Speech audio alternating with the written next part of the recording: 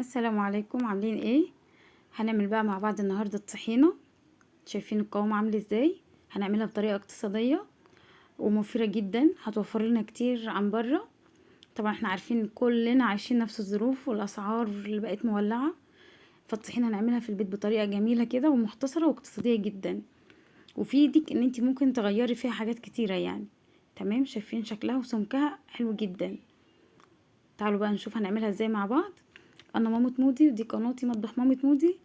لو اول مره تشوفني تعمل اشتراك، ولو عجبكم الفيديو ان شاء الله متنسوش اللايك والشير. تعالوا بقى نحضر كده نشوف المكونات مع بعض هتبقى عامله ازاي. هيبقى معانا كوبايتين سمسم ابيض، كوبايتين سمسم ابيض، وهنكون حاطين وok او اي حاجه عندك على النار تسخن. وبعد كده ننزل عليهم بكوبايتين السمسم وكوبايتين دقيق. على فكره انا عامله معاكم الطحينه قبل كده وكنا عاملينها بالسوداني. دي هتبقى اقتصاديه بقى، اللي هو سمسم ودقيق بس. هنقلب على نار هاديه بحيث ان احنا هنطلع الرطوبه بس، يعني مش عايزينه يتلسع او ياخد منا اي لون. تمام، الخطوه دي كده هنقلبها بس يتهوى حاجات بسيطه كده.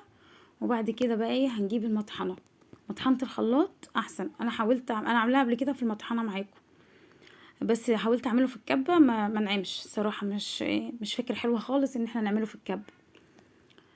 تمام، انا هضطر ان انا اعمله في الكبه، وبعد كده هشيله بقى ارجعه تاني في المطحنه. فانت سيبك من الخطوه دي في الاول وخليكي في المطحنه على طول. حاولت كتير معاها ان هو يطحن ويبقى ناعم بس ما ينفعش، بس بجد حلو قوي واقتصاديه جدا. هنرجعه بقى في الكبه، هنطحنه كويس جدا لغايه ما يبقى بصي يعني هينزل سمسم، هينزل الزيت بتاعه كده، فهتحسي ان هو زي العجينه. انا الاول كنت بطحن مثلا الزيت لوحده السمسم لوحده والسوداني لوحده والدقيق بعد كده كنت بضيفه عليهم، بس لقيت كده كده بخلطه كله على بعضه، ورحت بقى ايه طحناه مع بعضيه بقى، ما كانش فيها الا السمسم والدقيق. بعد ما اتطحن كويس جدا، لازم ينعم جدا في المطحنه، رجعتهم بقى على الكبه بقى كده عادي او الخلاط. بس لو هتعملي في الخلاط هنحط الزيت قبل الخلطه بتاعتنا بتاع السمسم والدقيق. وملحوظه كمان، انا دلوقتي حطيت كوبايتين زيت، كوبايتين سمسم، كوبايتين دقيق، فالطحينه طلعت معايا خفيفه شويه. انت لو عايزاها تقيله حطي كوبايه ونص زيت، او حطي كوبايه زيت وبعد كده زودي. لو انت على حسب سمك الطحينه ما عايزاها تقيله او خفيفه تزودي الزيت، هو الزيت اللي بيتحكم في الموضوع ده. فانا حطيت كوبايتين زيت فكانت خفيفه بس كانت حلوه برضو يعني. بس انت علشان تطلع معاكي تقيله شويه خليها كوبايه ونص زيت. هنلفهم بقى في الكبه كويس جدا، وزي ما انت شايفه عامله ازاي، هو قوام كده مظبوط برضو يعني، مش خفيفه قوي، حلوه جدا عشان تعمل معاكي كميه اكبر، لانه كمان الزيت بيزود الكميه. انت فاهمه؟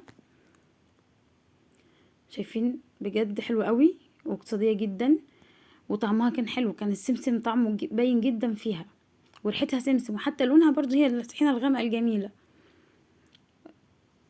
شايفين؟ تعالوا بقى نجربها مع بعض. طبعا انا حطيت خل وليمون الاول، تحطي خل وليمون وبعد كده الميه السخنه، وتكون سخنه قوي بتغلي، بتطلع معاكي القوام تحفه. ويا سلام بقى لو معلقتين زبادي. انا عامله معاكم الطحينه قبل كده مفسره، بس ده يعني ايه، حبيت اوريكم هي بتبقى عامله ازاي، فايه بسرعه بسرعه يعني. لكن انا عامله معاكم قبل كده الفيديو كنت عامله فيه الطحينه وعامله فيه سلطه الطحينه. شايفين قوامها عامل ازاي؟ حلو قوي. طبعا الخل بيخليها قوامها يتقل مع الليمون، تحطي عصره ليمونه ومعلقتين خل. تمام، بتطلع مظبوطه وحلوه جدا. وطبعا احنا دلوقتي معظم الاكل بندخل فيه الطحينه. شايفين قوامها عامل ازاي؟ بجد حلو قوي ونفسي تجربوها. ودي هتبقى اقتصاديه، دي اسمها الطحينه الاقتصاديه. شايفين بقى بهروها بقى كمون وملح وحسب كل واحد بقى ومزاجه. فانا عايزاكم تجربوها، بجد تحفه. شايفين عامله ازاي؟ وقوامها متماسك خالص، قوامها حلو قوي. طبعا البطاطس، بانيه، كفته، اي اكله بيبقى جنبها طحينه. والمدارس بقى شايفين على الكميه قد ايه، كوبايتين دقيق، كوبايتين سمسم، كوبايتين زيت، هيعملوا معاكي اكتر من كيلو ونص.